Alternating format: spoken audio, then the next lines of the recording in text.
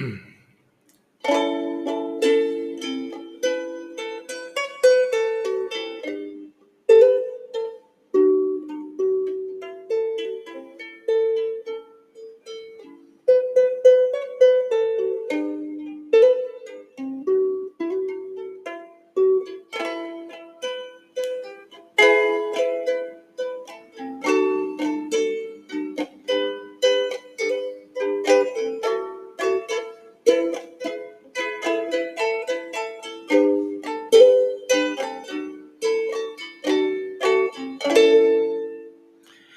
right, welcome to the Buddha of the Basin. All I want to say tonight is I want to let you guys know that the guru for me has been the Count to Saint Germain, or Saint Germain, the Ascended Master, and Sri Ramakrishna. These are the two beings that if you resonate with, you will resonate with where I'm going in this podcast. And it's going to be a synthesis of the points of view of these two legendary men. From Saint Germain or in his various incarnations, from the prophet Samuel to Francis Bacon, I find both those two incarnations to be very relevant to where we are now, looking at Yahweh as a member of the Elohim, as one of the B'nai Elohim. And Samuel in the Old Testament cuts off the head of the leader or the king of the Amalekites. This is after Saul refuses to kill them all. Saul doesn't kill them all like Yahweh tells him to. Samuel is more famous for anointing David, but what people don't pay attention to is that the only reason Samuel is anointing a new king is because Saul didn't kill them all. If Saul had killed them all, Yahweh would not have wanted a new king. Of course, the Israelites for the longest time have no king. They demand a king from Yahweh, as Paul Wallace has stated. Everybody else is a king. Why can't we have a king? So where I'm at now is understanding that my guru throughout my lifetime, and who's been helping me, has been Saint Germain. And Saint Germain is also this divine being who's in charge of the hill. If you're with the telepathy tapes, that's the piece I have for you.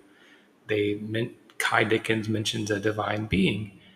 It's Dan who is cured of his cancer and goes to the hill. He says a teacher or divine being helps him first, tells him to relax into it. Then he's able to make contact, so to speak. So that being is none other than Saint Germain, who is the avatar of this Aquarian age. I shouldn't say avatar. He's not coming into a human body. He is the Maha Chohan. that's a good word. The mighty Lord of our age. Integrating science and spirituality is the cornerstone of the keystone of this new Aquarian age, and that's why consciousness studies of Stuart Hameroff and Sir Roger Penrose are very important to Saint Germain. That's why he has put me onto it. The idea of quantum computation in the water, in the microtubules, in our pyramidal neurons, in the fifth layer pyramidal neurons. This is where consciousness is going around and around in this sort of mushroom of a brain spiraling around this layer. And then from there, it's the energy is collecting at the superior collecus. On either side, there's two of these guys, and of course the corpus callosum right in the middle. But where the magic happens is the roof of the midbrain. That's where you have the pineal and those two superior caliculi. Superior calicoccus. That's not it. I can't say it right, and I'm just going to keep butchering it tonight. But that's the crystal palaces. Sticking the tongue to the top of the mouth, kind of completing the circuit electrically, as a tongue is related back to the heart. They're of one muscle. And so this is what Saint Germain is trying to bring, this inner outer awareness with the chi, this not just chi, this plasma. It was Saint Germain who put me on to Barbara Brennan all those years ago with her bioplasma and the aura and biophotons. This is all part of the living energy field that we are. All of us in this, we're a collective energy field. We're also individualized energy fields. And that, in dreams or in out of body experiences, we just go far beyond the physical limits of the body. The best way to harness it, and that's what this podcast is really going to be all about, is two steps. Step one, grounding. Grounding is essential because, of course, God is the ground. Once we forget about Yahweh and the Elohim and sort of depersonalize God, God becomes the substantial ground of everything. The cosmic microwave background radiation of gravity waves that seem to have an intelligence. This divine light love swimming in a sea of gravity waves that seems to know just what it's doing. And then this unbelievable, unspeakable consciousness within us that is formed by this sort of quantum entanglement of microtubules and the feeling that comes from the biophonics, the sound of life, the wave sound that it goes back to us being all coming from the water. I mean, we were all once just completely in the water. Our bodies are still 70, some say almost 90% water. And that water is the living field of consciousness as it's trillions of times every second going between icosahedral and dodecahedral form. This is where the quantum magic is happening. This is where the intelligence, the quantum computation is happening. Is how we actually are getting smarter, how we are remembering. It's stored in the field and it's nano holograms or nano bio holograms. It's holographically stored. It's stored everywhere and nowhere, basically, in the field, not in the particular cell. It's hardwired. It's stored as a frequency. It's activated phonically, sonically, through sound, and through photonically, through light. Because light itself is the great mystery that the photon itself can be separated into the electron and the positron.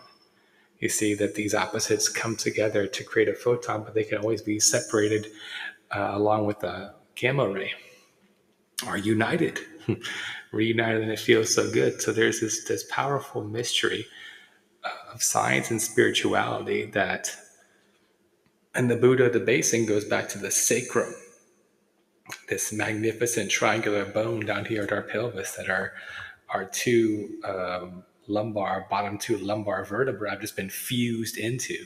This is the great gift of the Elohim to create this wonderful sacrum for us, this wonderful sit bone that really resonates, that really resonates and allows the sciatic nerve to kind of relax, and ultimately gets that vagus nerve to send that message to the brain so we can connect the abdominal neurons to the heart neurons to the pyramidal neurons of the brain, and then get that signal. Once you get that signal, that everything comes online, the chi begins to flow like it's supposed to, which is up the inside of the right leg and then up to the back body. This would be the activating aspect, the central nervous aspect, if you will, the central. And then it goes down the front. This is the receptive energy, which is the peripheral or visceral autonomic. This is the sort of yin energy. It goes down the outside of the left leg. It goes down the inside of the arms, whereas the yang energy comes up, specifically up the right side of the arm, the right side of the right arm, and back up, and it comes up the inside of the left leg. The yang energy is getting that holy fire. And then the yin energy is just also the holy water, and keeping these two in balance, keeping this figure eight flow from the right to the left and from the bottom to the top. This is what keeps the brain nicely nourished by the cerebral spinal fluid and by the cerebral blood flow. So again, Saint Germain is the guru who wants to let us know that Yahweh is not who we think he is. Okay, at one level, he is Enki of the Anunnaki, who actually was their scientist, who's known as Ea as well, Prince Ea, and who was the chief geneticist, who worked very hard on humanity. He's the one who calls himself Yahweh first. It's I am that which I will be. I am that I am. It's a clever play. Some say it's Yod Hey Vav Hey. It's also the fire, the air, the water, and the earth all together, which is what this spirit is, which is what this free energy or this free consciousness is. It's these four elements united around a fifth, which is just the shin, the saving bit of the divine inside each of us. We all are this little fractalization of the infinite, and that's the part of us that brings us through incarnation and incarnation. It's trying to get wise inside of us, and it will unite with us and bring us home to the divine. That takes many lifetimes to achieve the ascension. The Buddha achieved this ascension. Jesus did achieve the ascension. Saint Germain achieved the ascension. It takes many lifetimes. The thing is, right now, the planet is close to a collective harvest, a collective ascension. These are supposed to happen at 25,000 year cycles. We're at the end of a third, at three of three, a 75,000 year cycle. So it's a grand time, so to speak, a grand harvest. That's why we're shifting to Aquarius right now. We're going to come together in a collective consciousness. That's what these telepathic kids, the telepathy tapes were telling us, that although the Anunnaki lowered our larynx, and gave us an erect spine, gave us the ability to stand directly thanks to fusing those two lumbar vertebrae with the sacrum. So we stand up fully and we speak more clearly than our Neanderthal brethren. We're also disconnected, and some of us were told we were superior than others, and we have this. Even the logos of our solar system decided the sun. Sophia, she decides they're gonna use this opposable thumb 8 body to give consciousness, self-awareness in this realm. So we are a little bit more hostile than other beings. Birds have also been used as human consciousness vehicles, and felines and reptilians, of course. They can all house a human consciousness. We're not the only, the ape, the bipedal ape is not the only form that can be made divine, so to speak. It's just the one that our logos chose. It's made for a particularly difficult experiment where we're locked in with that right-handedness. We're locked in a reductionistic, egocentric, minimalistic. I want a simplified explanation. I want to understand it quickly and get my grasp on it. It's augmenting reality. It's really detached from reality. It separates itself and others from the stream of reality, and that's what we forget to breathe. We're totally disconnected from the stream of reality. So the Buddha, the basin, goes back to the energy. It's supposed to collect around the sacrum, above that sacrum where it's fused with the first two lumbar. Is kind of where this sacral chakra rests. This zone where we're supposed to be nourished with the positive ions as this warm energy comes up. This is where we get those free protons, and we're in this ionic chamber here of just positive energy and giving birth, where the ovaries rest right here. So getting in touch with that region of the body and feeling the legs and the energy come up the right leg. This is where the sacral chakra energy will bring our brain waves down into more of a harmonious theta brain wave, about 3 to 4 hertz cycles per second.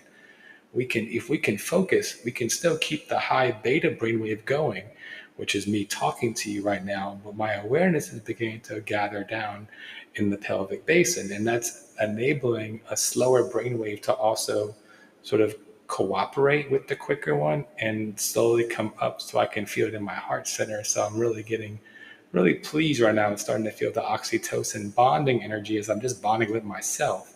But that's the great key, is to reunite your two halves to make the whole, to have that mystical marriage. That's what Saint Germain wants.